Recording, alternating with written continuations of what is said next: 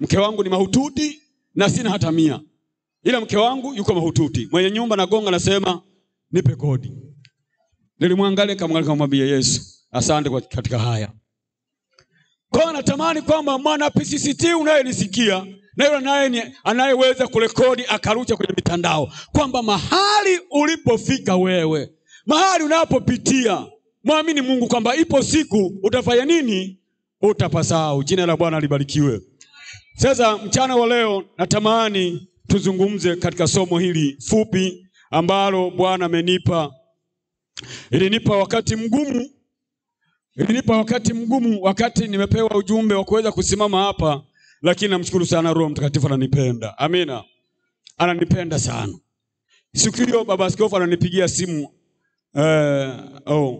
Alimpa ruhusa ya kunipigia simu mzee wa kanisa Samson Frederick. Lakini askofu akiwa kitandani hawezi, si ndio? Ilinipa wakati kwamba Bonaventure utasimama Jumapili. Hapa ndugu zangu ni panatisha. Sawa, nilisikia moyo pap. Ulikuwa na dundia hapa ukahamia huku. Nikaambia Mungu nitazungumza nini? Unajua unafika sehemu madhabahu hii usipoizoea lazima ujipinde. Lakini ukileta mazoea utaleta vile ulivyoona wewe. Sawa watumishi wa Mungu. Baada ya hapo nakata simu tu tayari Roho Mtakatifu kanipa somo. Bwana Yesu asifiwe. Nikamtukuza Mungu. Nikajiuliza, hivi kwa nini Roho Mtakatifu ili somo umelileta kwa wakati huu? Na wakati huu sioni chochote kwa akili ya kibinadamu cha kuweza kuzungumza. Lakini akaniambia hili somo lipeleke kwa watu wangu kwa ajili ya kuwakumbusha kuna mahali natamani niwapeleke. Sema amina. Nami nikamtii Roho Mtakatifu, nikatafuta mafuta. Unajua mafuta? Unayajua? Asante sana. Sema amina. Nikamwambia sasa Roho Mtakatifu, sawa umenipa somo hili, lakini sina chochote cha kusema, lakini naomba sasa unionyeshe nitaanzia wapi na nitaishia wapi. Roho Mtakatifu ananipa mapana. Kila nikiamka tunaona mambo yanatiririka. Sema amina. Yaani Roho Mtakatifu mimi nampenda sana. Ukikaa kwake lazima kupe chochote unachotaka. Jina la Bwana libarikiwe. Aya, somo lenyewe liko hivi. Anasema kama unaandika, kichwa cha somo kinasema kubali uzaliwe upya. Bwana Yesu asifiwe. Kubali uzaliwe upya. Mimi ni mwalimu, napenda tufuatane. Amina. Hebu twende wote. Sema kubali uzaliwe upya. Rudia tena kwa sauti kama una uhai. Sema kubali uzaliwe upya. Mwambie tena mwingine, kubali uzaliwe upya. Bwana Yesu asifiwe. Somo hili ni somo ambalo lina vipengele vitatu. Somo hili lina vipengele vitatu. Leo kama nilivyosema, nataka tuzungumze. Ni somo ambalo limekaa kama story fulani hivi, lakini lina maana kubwa. Amina. Story. Story fulani hivi. Story ambayo Kipengele cha kwanza tutaona watu wawili waliokuwa wanapiga story za kuzaliwa upya. Watu wawili ambao walikuwa wanapiga story, yani wanaongea kwa habari ya kuzaliwa upya. Bwana Yesu asifiwe. Bwana asifiwe. Bwana asifiwe. Kama upo punga mkono namna hii. Nazungumza kwa habari ya kukubali uzaliwe nini? Upya. Hebu nikumbushe kichwa cha somo kinasemaje? Kubali uzaliwe upya. Bwana asifiwe. Na nimesema somo lina vipengele vingapi? Vitatu. Cha kwanza, watu wawili waliokuwa wanapiga stori za kuzaliwa upya.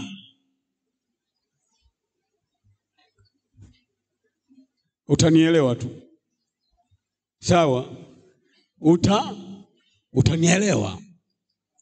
Na Roho Mtakatifu nasikia anasema mahali hapa ni pazuri kama nini. Amina. Na kipengele cha pili tutaona vizuizi vinavyofanya usizaliwe upya. Kipengele chetu cha pili tutaona vizuizi vinavyofanya usizaliwe upya. B. Na hata kama ukizaliwa huwezi kudumu.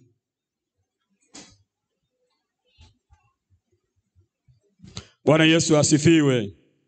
Kanisa, Bwana asifiwe. Narudia tena kipengele chetu cha pili. Kipengele cha pili kinasema vizuizi vinavyofanya usizaliwe upya. B. Na hata kama ukizaliwa huwezi kudumu.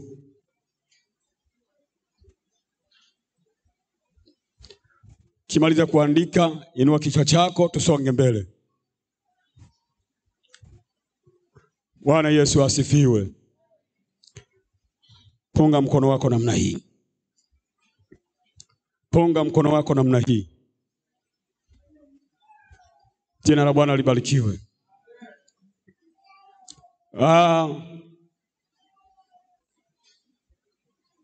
Jana wakati sisi tu ambao tulikuwa tumealikwa, kanisa lote tulialikwa kwenda kwenye maombi ya kitaifa, si ndio? Kwa ajili ya kuomba, kwa ajili ya kuombea taifa la Tanzania. Sisi kama Watanzania. Sema mimi kama Mtanzania. Jitamkie, au sio Mtanzania? Sema mimi kama Mtanzania. Wengine hawanielewi, utanielewa tu. Kama sio Mtanzania basi utakuwa Mburundi wewe. Au Mkenya. Tutakufukuza. Bwana Yesu atusaidie. Wakati tunapita tukiwa tumetoka hapa asubuhi, niko na mzee wangu wa kanisa Samson na watumishi wengine ambao tuliondoka nao hapa. Tulipovuka pale kwenye vimaji vichafu pale kwenye korongo pale, nikakutana na jamaa mmoja. Mzee Samson, si utakumbuka? Sasa yule jamaa, wakati mimi naendelea kumsihi Roho Mtakatifu kwamba namna gani naweza ili somo nikalifundisha, nikakutana na mtu mmoja, tukaanza kupiga story. Sema story. Sema story. Si unanielewa ninachosema? Nachompenda Roho Mtakatifu alidhihirisha kwamba hapa mahali ni sahihi. Amina. Yaani kwa maana kwamba somo hili amelileta kwa wakati uliokubalika. Bwana Yesu asifiwe. Na mimi nikaanza kupiga naye story hapo. Sio kama wengine mnakumbuka wale ambao tulikuwa nao. Kilichonifanya nianze kupiga naye story, Roho Mtakatifu alikuwa ananiambia hapa ndipo mwanzo utakapoanzia. Nampenda sana Roho Mtakatifu. Sana tu. Yule jamaa akaniona. Sasa amezoea kuniona mtu wa kawaida. Nimevaa labda pengine mimi sivagi ovyo ovyo hata kama nikiwa mitaani. Navaa vizuri tu. Lakini jamaa amekuwa akiniona nafanya biashara fulani. Sawa. Sasa ninavyokuwa navaa, jana nilikuwa nimevaa tofauti. Nimevaa kaunda suti na begi, na mzee wa kanisa amevaa kaunda suti. Akajua sisi wote ni nini? Ni wachungaji. Mimi sijawahi kumwambia kama mimi ni nani? Ni mchungaji. Tukaanza kupiga story bwana. Akaniambia vipi? Nikamwambia safi. Vipi mwenzangu, umeajiriwa wapi? Nikamwambia kuna ajira ambayo inatangazwa hata leo. ukiitaka unafanya nini? Unapata. Story. Sawa. Hapo naanza kufanya nini? Kupenyeza. Akanambia ajira. Nikamwambia ndio. Ajira gani tena? Nikamwambia kuna kampuni inayoajiri watu, haingojei barua ya mjumbe wa serikali za mitaa. No. Na mpaka sasa ukitaka unaweza kuajiriwa. Jamaa akashituka. Asema kama ni ajira yawezekana wewe ni kwa Bwana Yesu. Piga kelele sema amen. Nikamwambia huko. Jamaa akasema kama ni ajira hiyo uko vizuri. Bwana Yesu asifiwe. Ni nini hiyo? Sorry tu. Wakati uko tayari nishafanya nini? Nishamhubiri kwamba Yesu anaweza kukuajiri. Bwana Yesu asifiwe. Bwana asifiwe. Sasa leo natamani wakati mimi nazungumza na yule jamaa nilijua kama Roho Mtakatifu kuna kitu ananifundisha katika somo hili. Amina. Sasa leo nataka kwenye kipengele changu cha kwanza ambacho anafundisha, tutawaona watu wangapi? Watu wawili ambao walipiga stori, hatimaye kuzaliwa upya kukatokea. Bwana Yesu asifiwe. Bwana asifiwe. Tutawaona watu wawili hawa ambao waliweza kupiga stori kama za kawaida, lakini kumbe kuna kitu ambacho kinakwenda kufanyika katika ulimwengu wa roho katika jina la Yesu. Mtu wa kwanza ambaye alikuwa anapiga stori kama utani.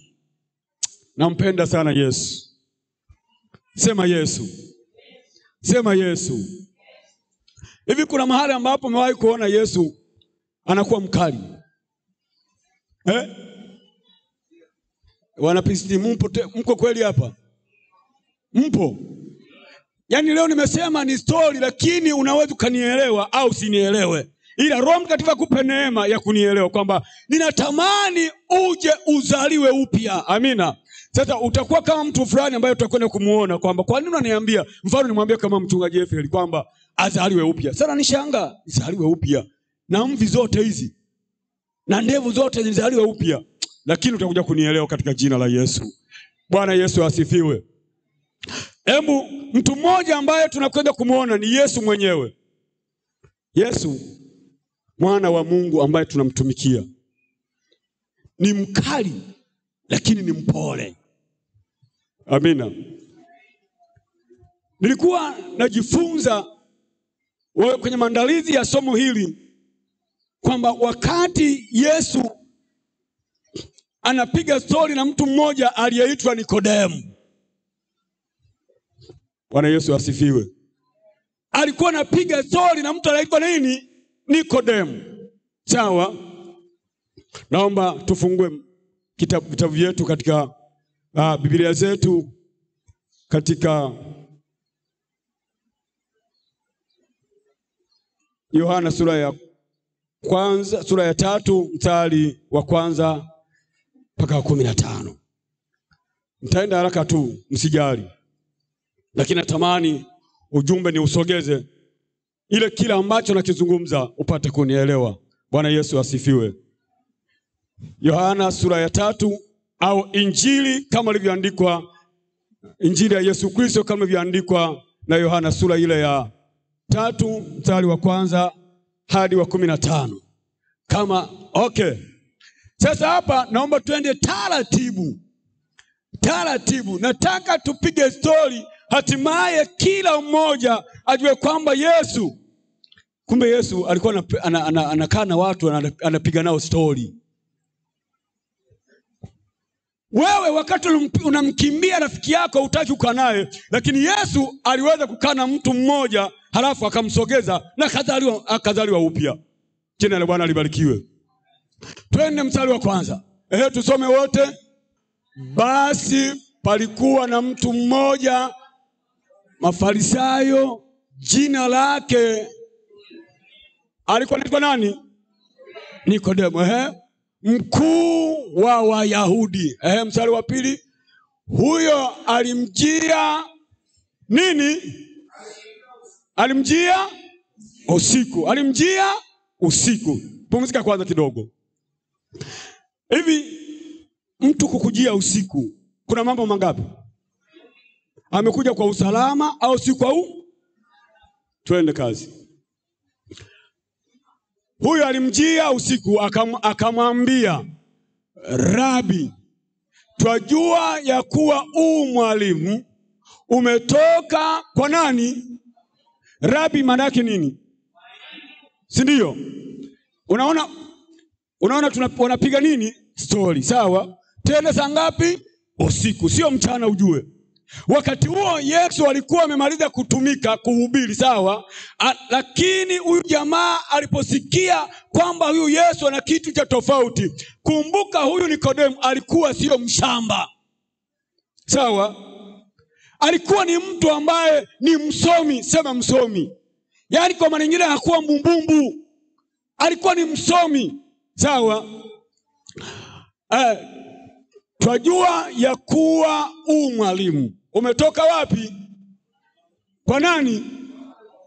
Kwa maana hakuna mtu awezaye kuzifanya ishara hizi uzifanyazo wewe, isipokuwa Mungu yu pamoja na wewe. Unaona Kiswahili chokuwa nasema, sawa? Kwamba Rabi, heshima hiyo, sawa? Twajua ya kwamba wewe umetoka kwa nani? Kwa maana nyingine kwamba hakuna mtu awezaye kuzifanya ishara hizi isipokuwa Mungu yuko pamoja na wewe.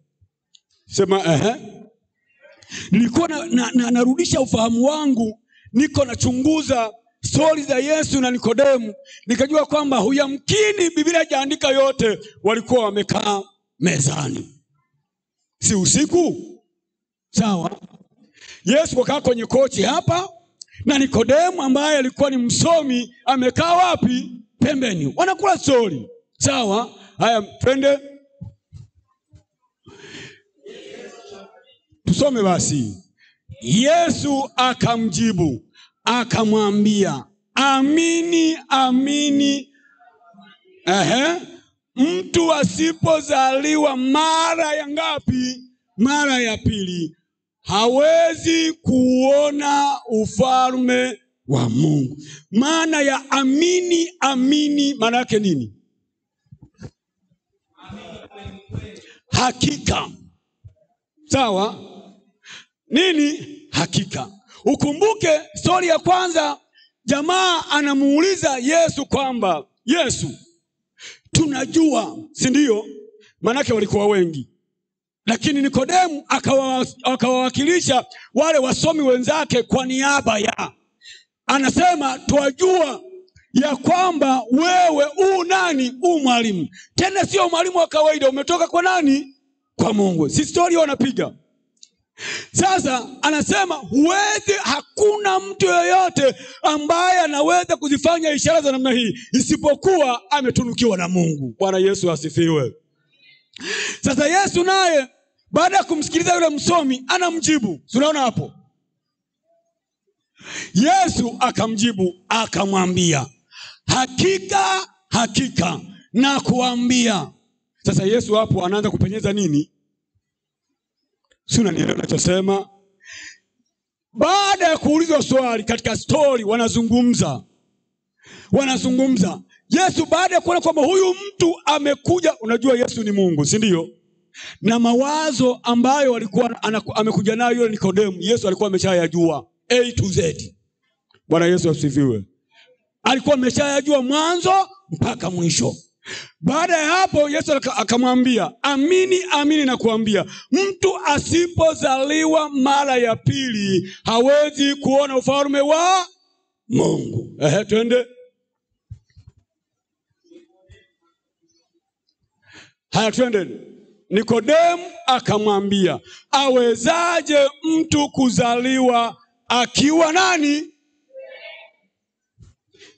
Hivi ni kweli Nikodemu alikuwa haelewi na usomi wake? Bwana Yesu asifiwe.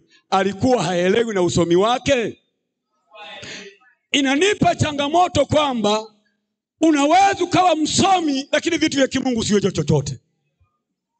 Si unaongea na mtu aliyeko hapa?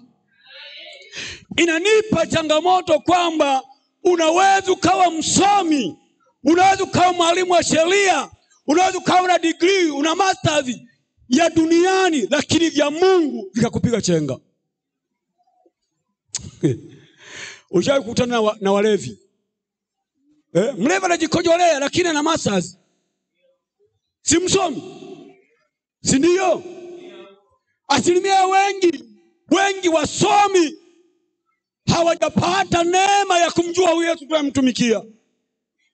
Na ukimwambia habari za kuokoka na kuambia wewe ni mshamba tu, huna hela, unataka shilingi ngapi? Mwambie upotelee mbali na fedha yako. Bwana Yesu tusaidie. Nikodemu na usomi wake anamuuliza kwamba awezaje mtu kuzaliwa akiwa ni babu? Sema ni mzee. Sawa. Haya. Anasema aweza kuingia tumboni mwa mamaye mara ya pili akazaliwa? Bwana Yesu tusaidie. Tunaona bado Nikodemu bado akili yake haijakaa, lakini Yesu kwa sababu anajua anachokitafuta, anatamani kumfundisha kwamba kile alichonacho katika ulimwengu wa mwili si kilicho katika ulimwengu halisi wa kiroho. Bwana Yesu asifiwe. Nia Yesu alitaka Nikodemu azaliwe upya, kama somo linavyosema. Na mimi mchana wa leo natamani kwamba acha usomi wako. Sawa? Acha usomi wako, uzaliwe upya. Amina. Uzaliwe upya. Na mimi natamani katika story hii ambayo Nikodemu alikuwa akiipiga na Yesu, ili kwamba na wewe udake kwamba elimu ulionayo au mawazo ulionayo yaliyo kinyume na mpango wa Mungu haiwezi kukufikisha mahala popote. Bwana Yesu asifiwe. Haiwezi kukufikisha mahala popote, isipokuwa lazima ukubali kuzaliwa upya katika ulimwengu wa roho. Sema amina. Twende na story yetu. Haya. Tusogezee kidogo. Anasema Yesu akajibu, amini amini nakuambia, mtu asipozaliwa kwa maji na kwa roho hawezi kuingia ufalme wa nini? Wa Mungu. Kwani Yesu alikuwa hajui kama Nikodemu alizaliwa? Alijua, si ndio? Na kama alijua, kuna kitu ambacho Yesu alitamani abadilishe katika ulimwengu fulani, ili Nikodemu ajue kwamba kuna mahali anatakiwa kutoka kwenda mahali fulani. Bwana Yesu asifiwe. Naomba nikushuhudie kitu kimoja. Mimi siku moja nilikuwa nashuhudia sehemu fulani hivi. Tena kipindi hicho tulikuwa hatujaoana na mke wangu. Tunashuhudia Yesu ni Bwana, Yesu ni Bwana.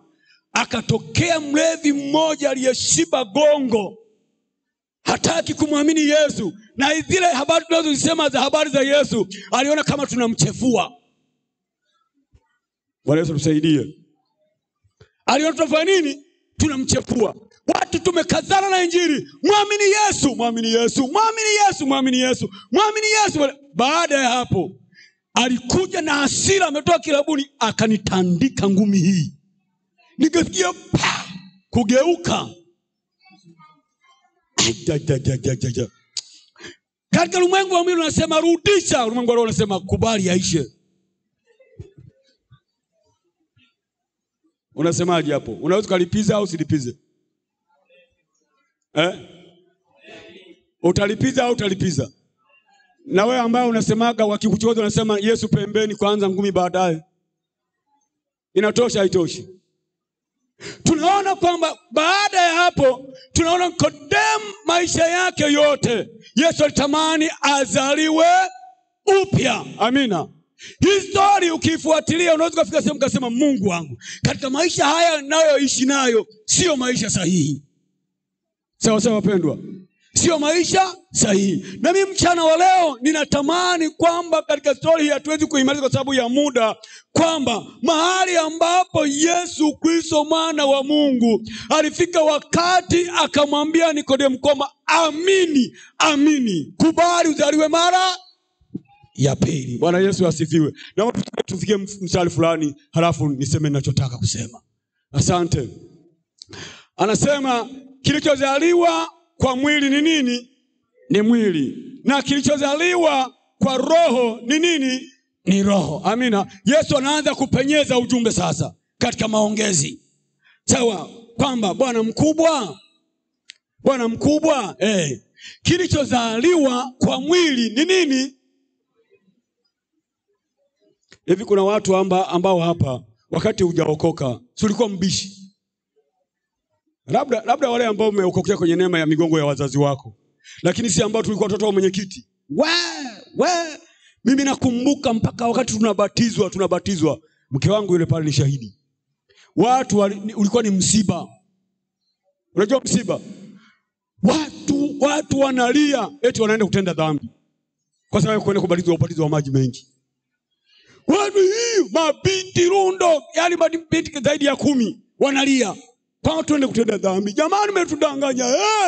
Kumbe maskini ya Mungu. Sasa Nikodemu alikuwa ni mtu ambaye alikuwa ni msomi. Kwa hiyo hili jambo lilimpa wakati mgumu. Bwana Yesu atusaidie. Kwamba awezaje mtu akiwa mzee akiingia tumboni mwa mama yake, si atapitiliza kweli? Kama nani Jose aingie tumboni mwa mama mchungaji, si atatokeza nje? Kumbe Nikodemu anaongea habari ya kimwili, lakini Yesu anazungumza kwa habari ya nani? Ya rohoni. Bwana Yesu atusaidie. Na mimi natamani kwamba wewe ambaye hujazaliwa upya mchana wa leo ujue kwamba kuna mahali Yesu anatamani akutoe mahali uende mahali ili kwamba uweze kubadilika katika jina la Yesu. Bwana Yesu asifiwe. Sasa naomba tuhame. Twende kwa tukisema tulichambue mpaka mstari wa 15, muda hautatosha. Twende kwa mpiga stori wa pili ambaye alikuwa ni Filipo. Filipo naye alikuwa anapiga stori na mtu mmoja Mkushi. Sema Mkushi. Sema Mkushi. Shida wa Pentekoste Biblia hawasomi. Kwa anayozungumza ya kupiga stori ni jambo geni kwao. Kwamba stori amezoea kusoma Biblia, ananena kwa lugha. Kwamba kuna vitu ambavyo unaweza kuzungumza na mtu huku unaingiza vitu vya kimungu, si ndio? Akaokoka bila kujua. Umewahi kumwambia mtu kwamba Yesu anakupenda? Angalia juzi kuna mama mmoja nimekuta nyumbani kwake, nimemkuta anaimba nyimbo za taarabu. Nikiwa kwenye biashara zangu kwenye mishemisha ya kula. Ana nyimbo za taarabu ndani kwake zimekolea.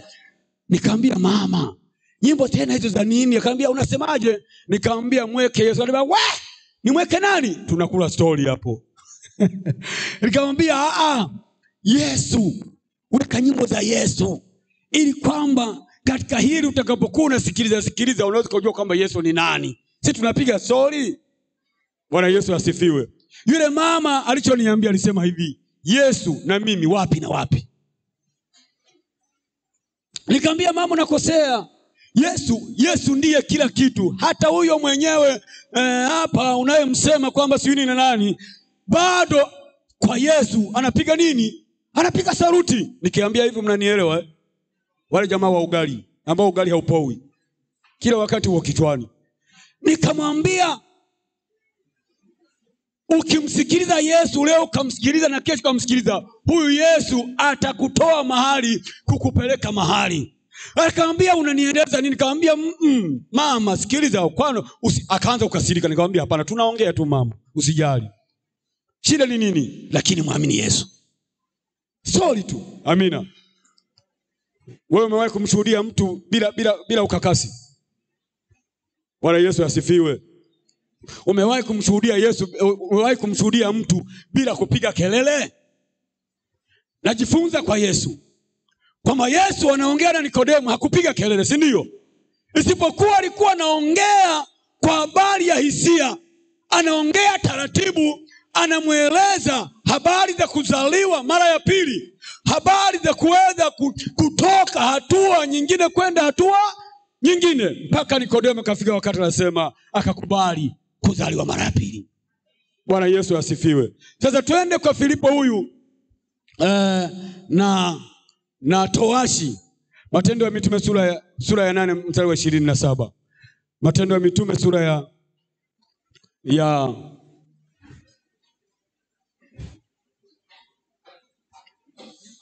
Matendo ya Mitume sura ya 8 mstari wa 27.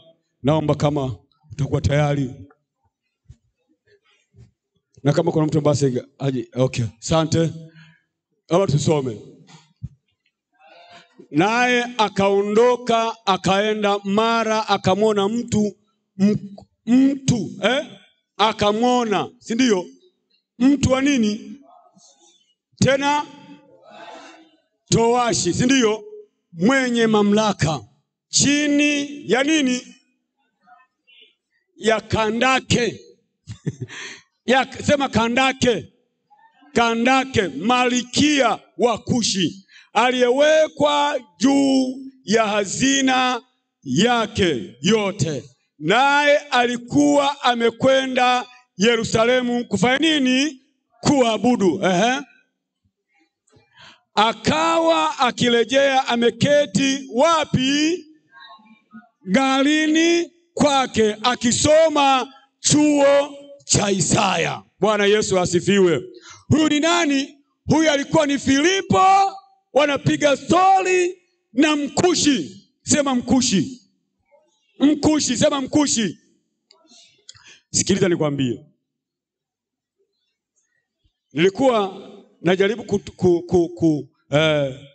kujiuliza. Biblia Kiswahili cha kwetu hichi, sawa, kinazungumza kwa ufupi, sawa, kwa habari ya ukubwa aliyokuwa nao huyu Mkushi. Sema Mkushi. Lakini ukienda kwenye Kiswahili cha neno, Biblia ya neno, inazungumza huyu mtu alikuwa ni waziri wa fedha. Si unaelewa tunachosema? Yaani alikuwa ni tajiri ambaye anamiliki kila kitu. Na alikuwa ni mtu ambaye alikuwa anatoka mahali ambapo ni mbali, anakwenda kutafuta hekima na busara Yerusalemu. Bwana Yesu asifiwe. Kama sisi tunavyotoka Bagamoyo tunakuja hapa. Sungetupigia makofi. Madhabahu hii ina hekima. Amen. Kama mnaumwa, nasema tena, madhabahu hii ina hekima. Madhabahu hii ina busara. Madhabahu hii imetufanyia muujiza. Mimi watoto wangu wametoka hapa, sawa? Wale ambao mnajua mimi nimetapika sana kutafuta watoto. Lakini madhabahu hii Kona mimi naweza nikajihesabu kwamba ni Mkushi mmoja wapo ambaye natoka Bagamoyo na kuja kutafuta hekima hapa. Sungesema amina. Na mimi ni Mkushi namba 2, natoka Bagamoyo na kuja kutafuta hekima chini ya Dr. Fred Simon. Huwezi kunielewa kwa sababu hayakuhusu, lakini utanielewa tu. Sasa tunaona Mkushi huyu akawa akirejea ameketi garini mwake akisoma chuo cha nabii Isaya. Twende. Tuwekee mstari wa 31. Mstari wa 31. 31.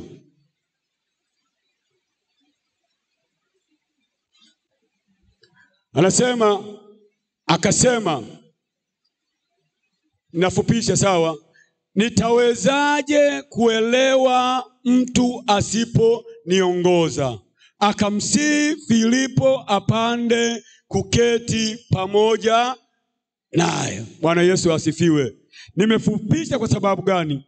Wewe utasoma nyumbani kwako kwamba walipokuwa yule Mkushi alipokuwa kwenye gari lake, Kiswahili cha neno kinazungumza lile gari halikuwa kama gari la askofu. lilikuwa ni gari linalokokotwa na ng'ombe. Kwa maana kwamba halikuwa gari linalotumia petroli. Lilikuwa ni gari ambalo linakokotwa na ng'ombe. Amina. Maana yake lilikuwa kama toroli tu. Au ile mikokoteni inayovutwa, nilikuwa naona bandarini, unaweka mizigo yako, kitoroli na matairi mawili, halafu wanawafunga ng'ombe, wakishawafunga ng'ombe wanaswagwa, wanafanya nini? Wanapeleka mizigo. Kwa hiyo ile gari unaliona halikuwa gari kama gari la askofu. Lilikuwa gari ambalo linatumia ng'ombe. Sasa baada ya hapo, yule Filipo alipomkuta yule mkushi anasoma chuo cha nabii Isaya, akamuuliza swali, je, unayaelewa haya? Watu wamehama. Yaani mvua kidogo tu, kila mtu jicho kwenye kioo. Haya, fungeni vioo kwanza, alafu tuendelee.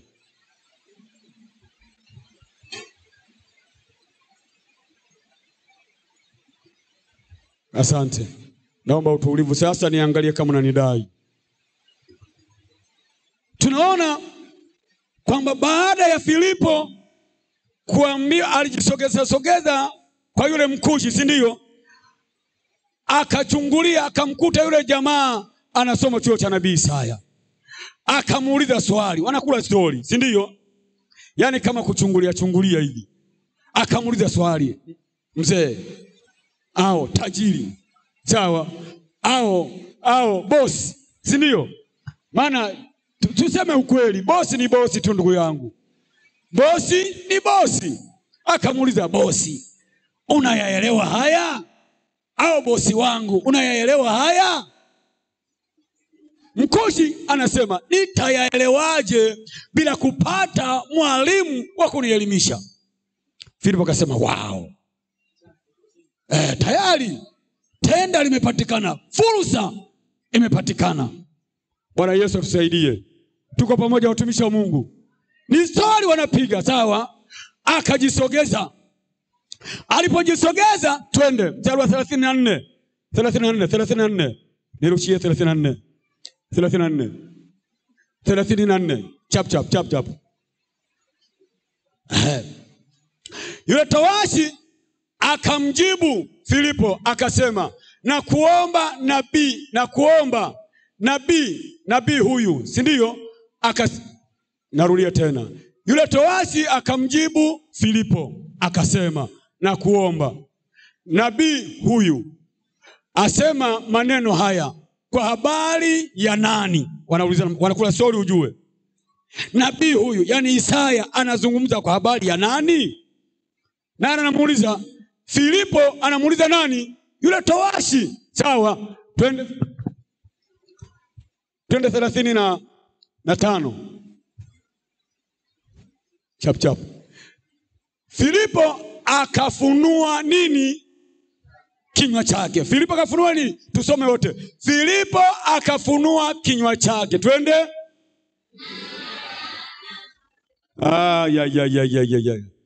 Nifuate mimi. Sawa. Filipo akafunua kinywa chake. Twende. Naye, sawa, akianza kwa andiko lilo hilo. Sasa akaanza kumwambia ukuu wa nani? Wa Mungu. Twende. Akamhubiri habari njema. Akamhubiri habari njema za nani? Za Yesu. Twende. Wakawa wakiendelea njiani, wakafika mahali penye. Yule towashi akasema, sawa, tazama maji haya, ni nini kinachonizuia nisibatizwe? Bwana Yesu atusaidie. Katika story ukisoma, waliongea yaliyo mengi, lakini wanahitimisha. Filipo anamwambia habari za ukuu wa Yesu Kumbuka Filipo ameambiwa na Roho Mtakatifu kwamba huyu mtu atakutana naye. Ukisoma kuanzia kwenye paragrafu yote hiyo, utajua story walikuwa wanapiga, mwisho wake uliishia wapi. Jina la Bwana libarikiwe. Baada ya hapo, Filipo anamwambia yampasayo kutenda yule Mkushi. Twende 38 mpaka 39. Halafu tufunge story hiyo. 38 mpaka 39. Tafadhali niwekee. Wow. Akaamuru, unaona sasa, akaamuru lile gari lifanye nini? Nani aliamuru lile gari?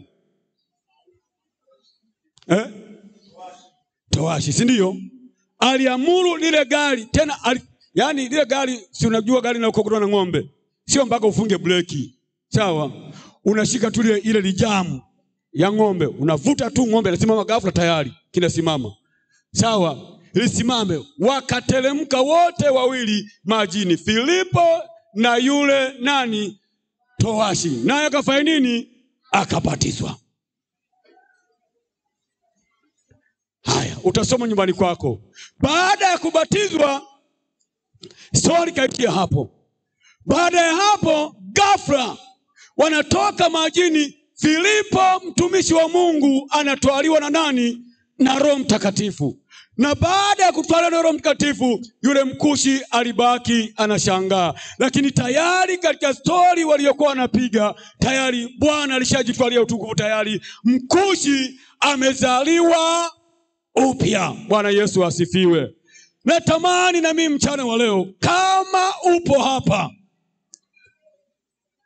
katika mazungumzo tunayozungumza, katika mafundisho tunayofundishwa, ninatamani hata kama ungekuwa na elimu ya kiasi gani, tamani kuzaliwa upya. Tamani kuzaliwa upya.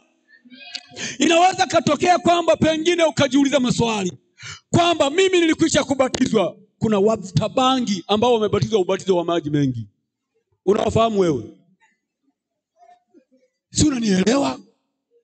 Kuna watu unajua, unapofundisha mtazamo tofauti kwamba ni nini, mbona nilishabatizwa, mimi sizungumzia habari za ubatizo. Natamani wewe mpisisitiwe mahali hapa uzaliwe upya katika ulimwengu wa roho. Amina. Najua umebatizwa kwa maji mengi, lakini bado maisha yako hayafanani. Naomba tuende kwenye vizuizi. Vizuizi. Andika. Kipengele changu cha pili ni hame.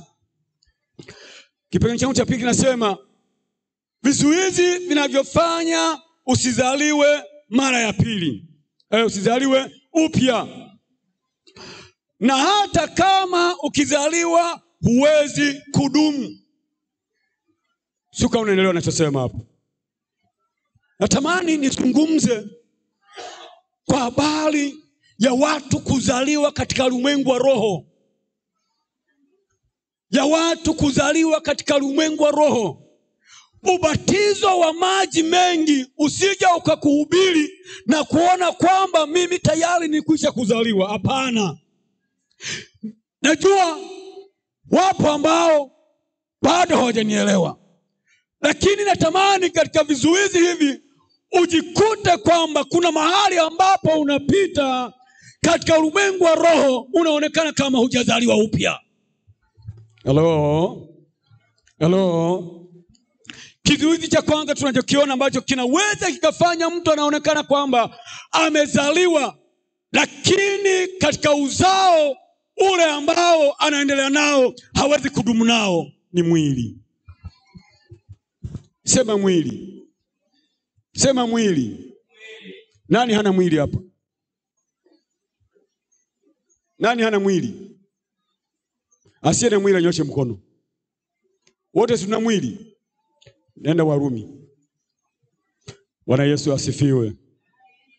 Warumi sura ya kwanza mstari wa 14. Warumi sura ya kwanza mstari wa 14. Tuone kizuizi kinachozuia watu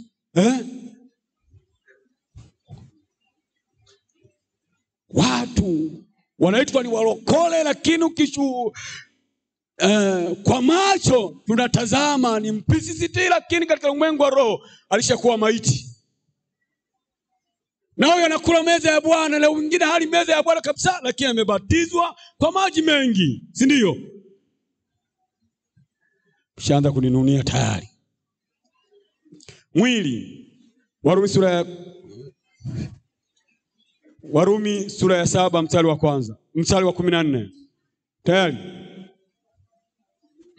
Naomba mzee Samson tafadhali nisomee ili tukomboe wakati. Tusaidie maiki.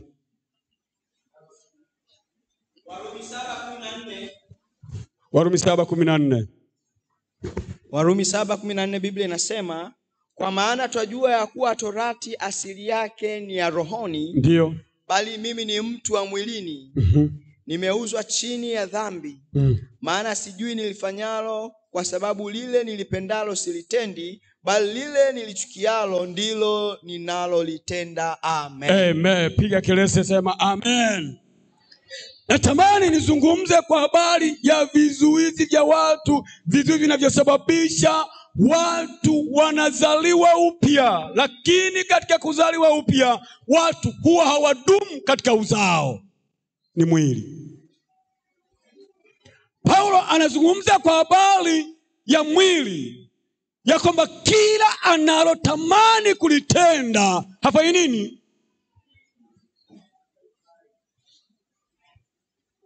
Wewe ni shahidi. Ulipookoka wewe au mimi, ulikuwa ni mtu mzuri sana.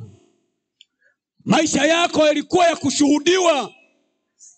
Na hata pengine hata vijana wenzako walijivunia kwamba tuna mtumishi katika nyumba ya Mungu, au hata nyumbani kwako uliweza kuishi maisha ambayo ni ya ushuhuda. Lakini leo wewe ni shahidi. Je, unatenda yale uliyokuwa ukiyatenda zamani?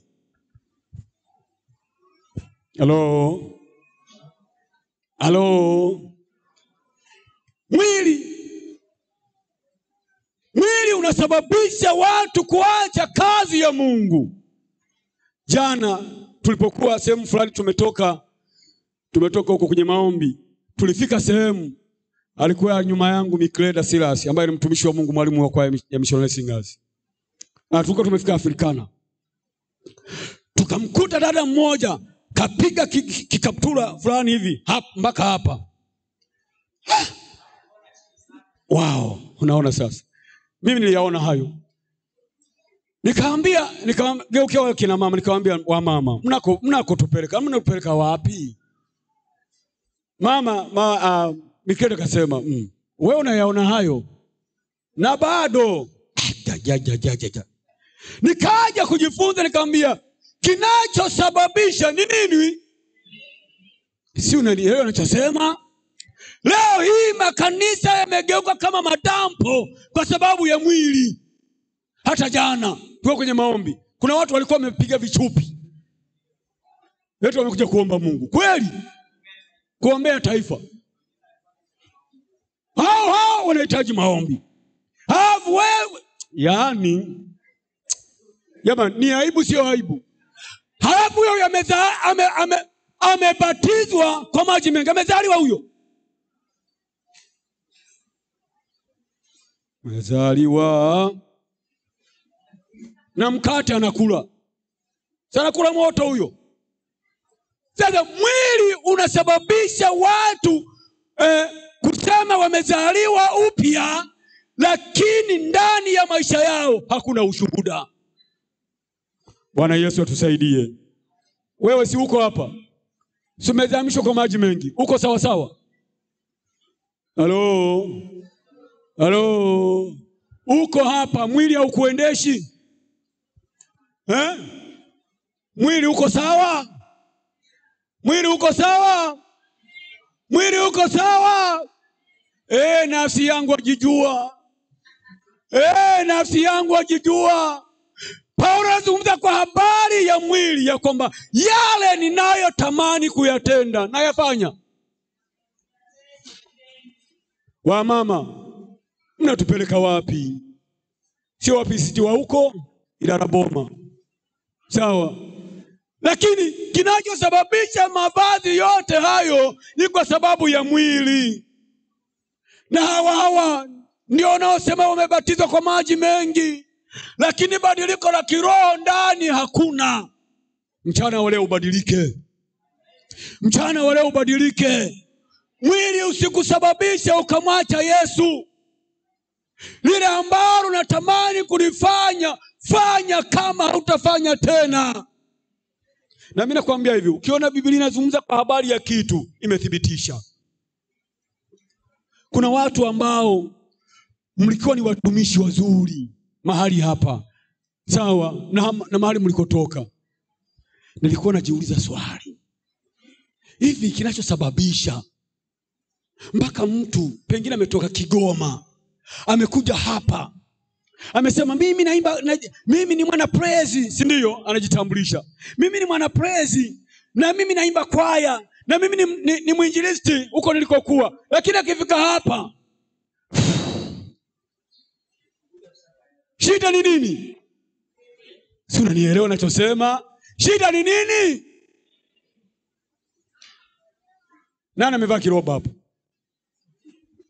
Kuna mtu aliye na kiroba hapa? Kila mtu ana mwili, ila namna na mfumo wa kumpendeza Mungu ndivyo tunatofautiana. Hello. Bwana Yesu atusaidie.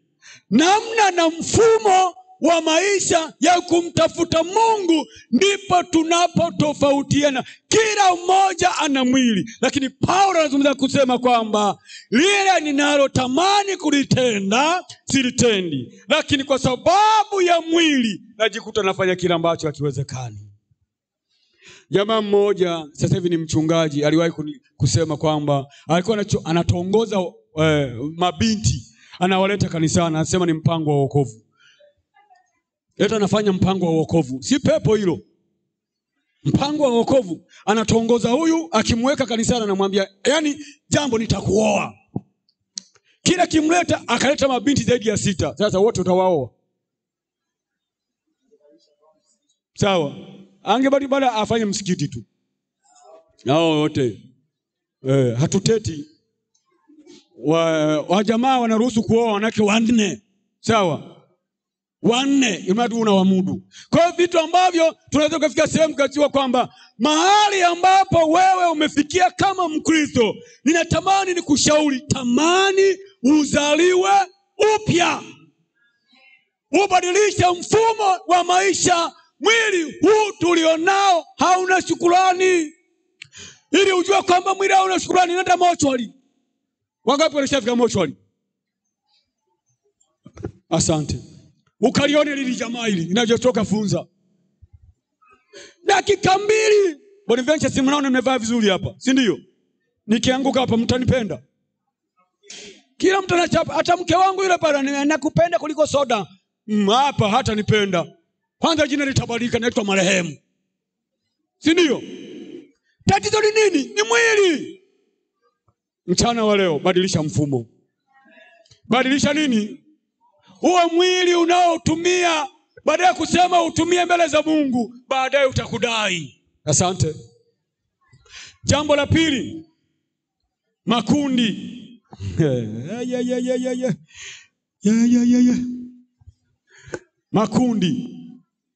Makundi. Wakorintho wa pili sura ya 6 mstari wa 14 mpaka 17.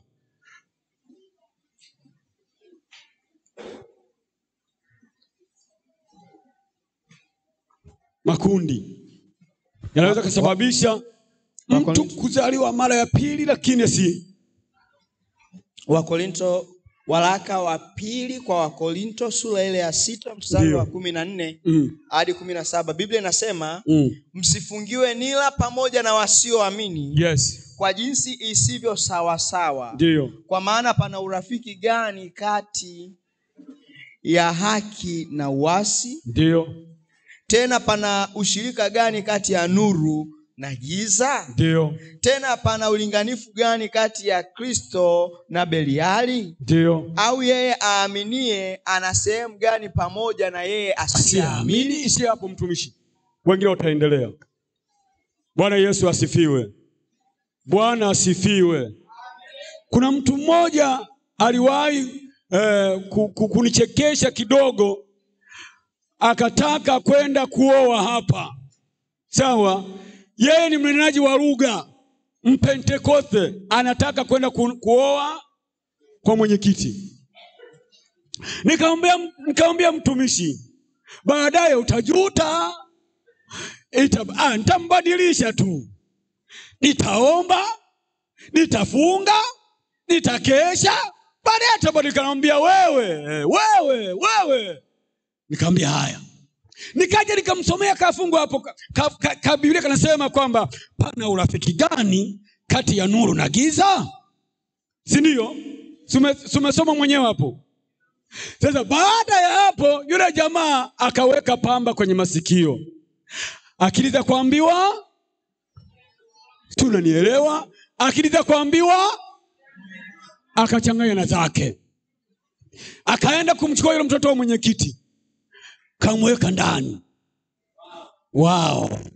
Safari ya kwanza, my sweet, my lotion, my kitumbua, my baby. Ukijamba mimi nakula tu. Sio nina nini. Mtoto wa kwanza, mtoto wa pili, subiri.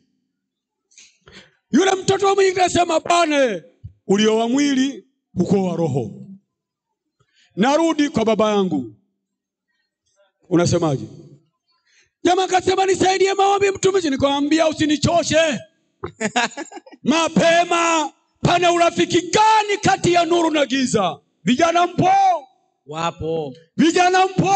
Wapo. Wa kike na wa kiume? Wapo. Safari ni ndefu. Usije ukajichanganya, ukaingia kushoto, ukadhani utaleta kulia. No. Hello. Na kuna watumishi ambao tumewapoteza, wanaokaa vijiweni mpaka leo. Alipokuwa amemwamini Yesu, aliishi maisha matakatifu, lakini baada ya kujisahaulisha ule uzao ulioko ndani ya maisha yake, tumebaki tunamsindikiza kama maiti aliyekufa juzi. Vijiwe hivi, ulishaenda kwenye kijiwe cha mtu ukaita na mtafuta mtumishi fulani, anasema mtumishi yupi fulani, mtumishi anaitwa Bonaventure. Na yeye yule ni mtumishi. Mama yangu we. Unaitwa Msera. Tena Msera Nondo. Tena ndio mwenyekiti wa Wasera. Na wewe ni mtumishi. Kwenye kijiwe. Unapata shida kwa nini? Makundi. Mchana wa leo nakushauri. Bwana Yesu asifiwe. Amen. Mchana wa leo nakushauri kwamba tamani kuzaliwa upya. Mahali unapoishi kwenye makundi yako, tangaza msimamo. Amen. Tangaza msimamo. Amen. Ya kwamba mimi nimeokoka na ni mtumishi na mtumikia Mungu peke yake. Amen. Umefunga dimba. Yes. Lakini ukaona uwezi, unakuwa ni mbwa asiyebweka. Karanga bao. Njoo mzee hapa. Mzee njoo. Ngoja tufanye ze comedy ya kiroho. Uliwahi kwenda kuona kumkuta mama ntilie? Sema mama ntilie. Wa mama mpo? Hata kama msimama mpo. Mabinti mnaofanya kazi kwenye migahawa mpo? Hawapo. Hatuna tunao, wamejificha. Uliwahi kwenda kwenye migahawa ukamkuta mtumishi anasema ni mtumishi wa Mungu? Unakuta wanaambia, lete ubwabwa.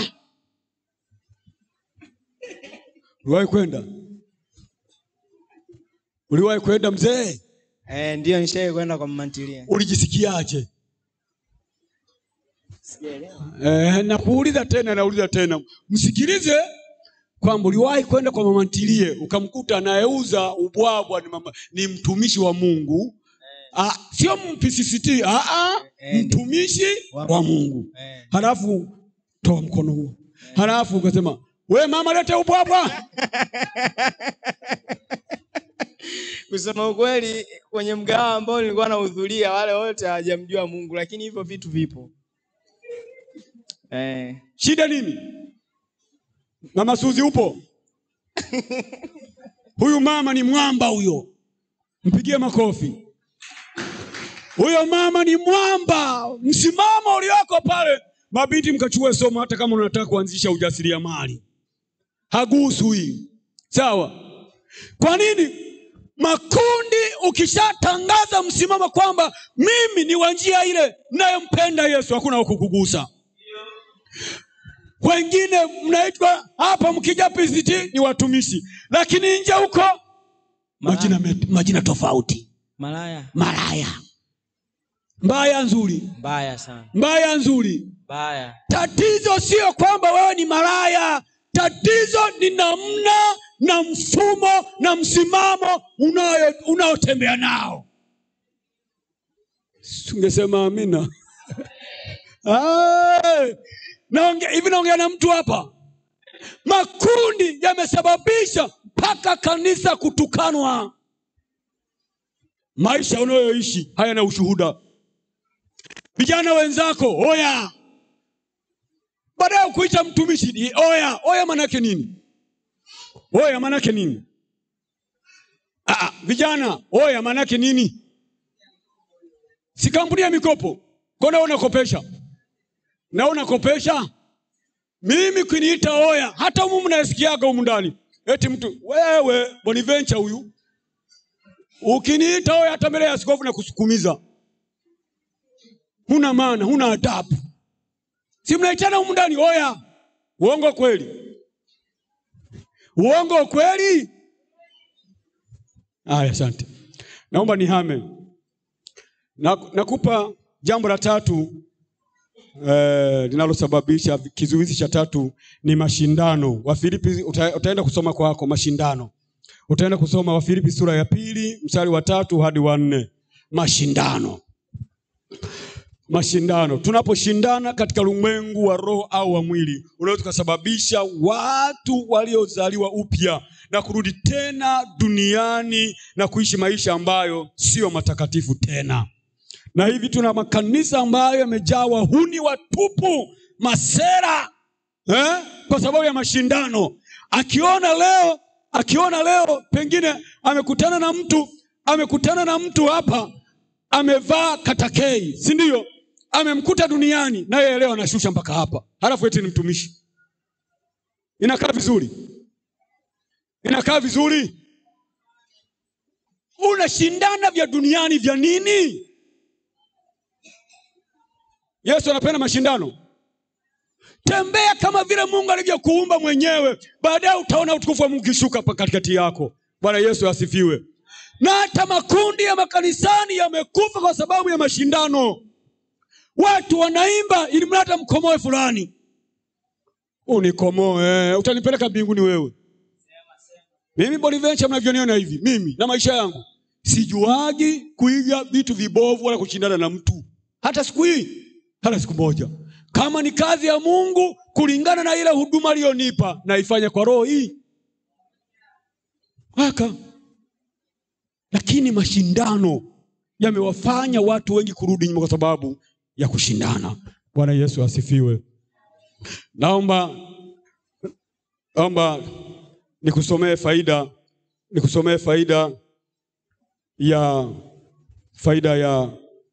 ya kuzaliwa upya ndani ya Yesu. Nikusomee tu, uandike, halafu taenda kusoma nyumbani, halafu mimi nimalize.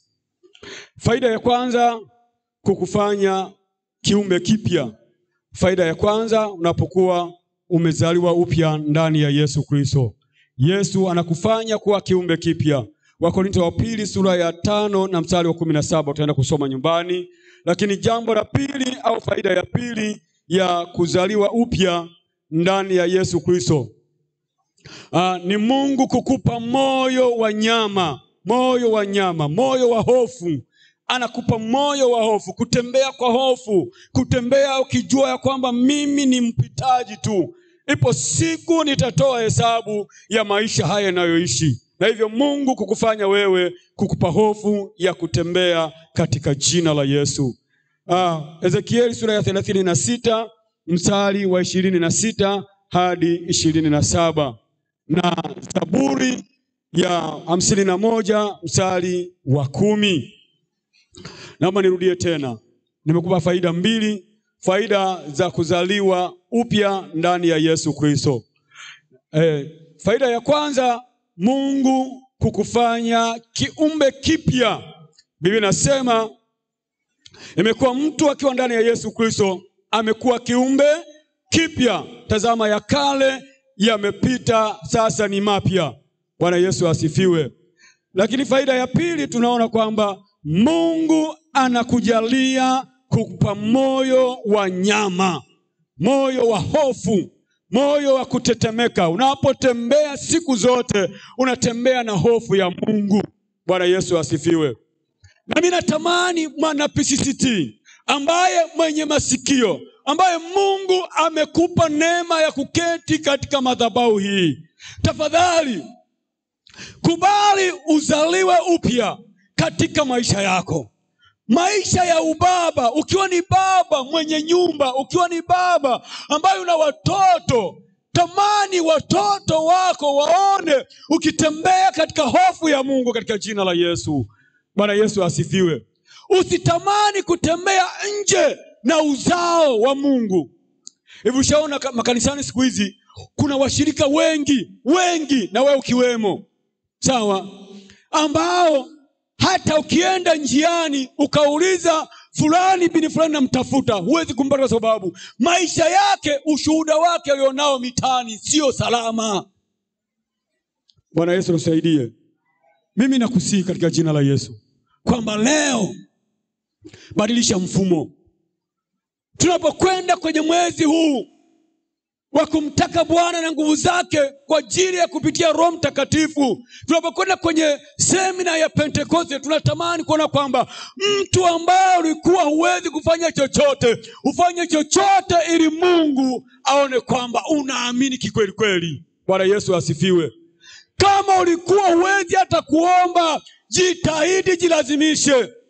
Juzi nilikuwa naongea na mtu mmoja ambaye ni Mpentekoste aliyezamishwa kwa maji mengi. Anasema siku hizi siwezi kuomba hata masaa 5 akiwa amefunga. Akifunga kidogo tayari anasikia tumbo kutetemeka. Kwa nini? Uzao ndani yake umetoroka. Bwana Yesu tusaidie. Natamani watu wa Mungu, wewe ambaye umenisikiliza kwa muda mfupi, nimeongea yaliyo mengi, lakini ujumbe uliopo ni kwamba jitahidi, tamani uzaliwe upya, uepukane na kuishi maisha ambayo hayaeleweki. Kama ni kijana wa kike au wa kiume, hata kama ni baba ni mama, tamani kutoka mahali kwenda mahali, uzaliwe upya. Bwana Yesu asifiwe. Simama kwa miguu yako. Kusema mengi sio kuyamaliza, lakini natamani kwamba neema ya Mungu ikufunike na hatua ya kimungu ikumulikie na uwepo wa Mungu kufunike.